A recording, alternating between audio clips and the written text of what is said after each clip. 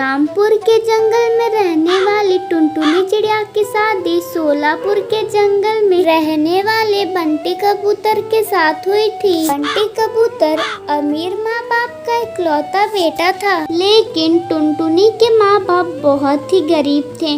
उन दोनों का प्रेम विवाह हुआ था। एक दिन टुनटुनी चिड़िया अपनी माँ से फोन पे बातें कर रही थी। हेलो माँ, तुम कैसी हो और तुम्हारी तबीयत कैसी है और पिताजी कहाँ हैं? मुझे उनसे बातें करनी है। क्या बताओ टुनटुनी, तुझे तो पता ही है तेरे पिताजी ने तेरे शादी में जो कर्ज लिए थे ना, वे अभी उसे चुका नहीं पाए हैं, इसलिए वे बहुत चिंतित रहते हैं।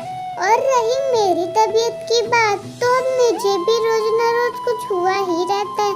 क्या बताऊं टुनटुनी बेटी, अब मेरी उम्र भी तो हो गई है ना। टुनटुनी चिड़िया भी अपनी माँ से बातें कर ही रही होती है, तब तक टुनटुनी की सास आ जाती है और वे चिल्ला के कहती है, अरे बहू, तुम दिन भर अपनी माँ से बातें ही करती रहोगी, लाओ फोन मुझे दो, मुझे तुम्हारी माँ से बातें करनी है। टुनटुनी अपनी सास को फोन देती है। अरे ओ समधन जी, आपको तो पता ही होगा, परसों तो हरियाली तीज है और हरियाली तीज पे हमारे यहाँ कुछ रस्में होती हैं। इसमें हमारे पूरे परिवार के लिए कपड़े, फल, मिठाई और हमारे बेटे के लिए एक सोने की चैन भिजवा देना। लेकिन समधन जी, हम इतना कैसे कर पाएंगे?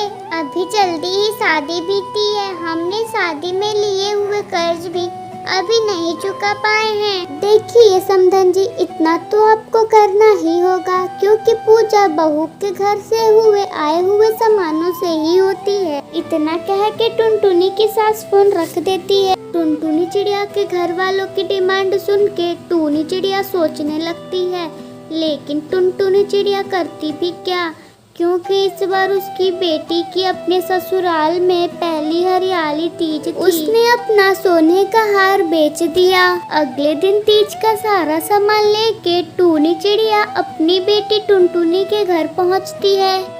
अपनी माँ को देख टुनटुनी चिड़िया बहुत ही खुश हो जाती है। अरे माँ, आप आ गई, आप यहाँ बैठिए, मैं अपनी सास को बुला के लाती हूँ। टुनटुनी चिड़िया अपनी सास को बुलाने के लिए जाती है।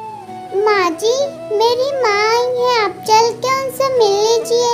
अरे टुनटुनी, तुझे थोड़ा कम दिखाई देता है क्या? तुझे दिख नहीं रहा है मैं यहाँ पे मेकअप कर रही हूँ? तेरी माँ कोई कलेक्टर है क्या? चल जा, उसे बोल थोड़ी देर इंतजार करे। फिर टुनटुनी चिड़िया अपनी माँ के पास आ जाती है। माँ, पिताजी क्यों नहीं आए? आप अकेले आई हैं?